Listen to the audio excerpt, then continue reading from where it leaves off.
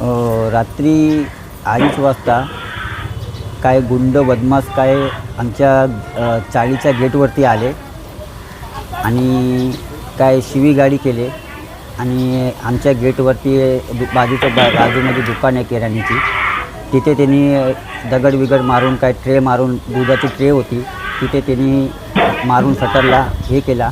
आणि मी सरकारला आणि प्रशासनाला CM साहेबांनी स्वतः बोलले त्या कुटुंबाला आपले संरक्षण द्या म्हणून. तर मी वारंवार तिथे सांगतो आहे पोलीस स्टेशनमध्ये, तिथे काय पण घडू शकतो, आम्हाला भीती आहे. आमचे 3 पोरं आहे, बायको आहे, त्याचे भाऊ लेको जे तडीपार झालेले आहेत आणि ते इथे फिरतात आहे.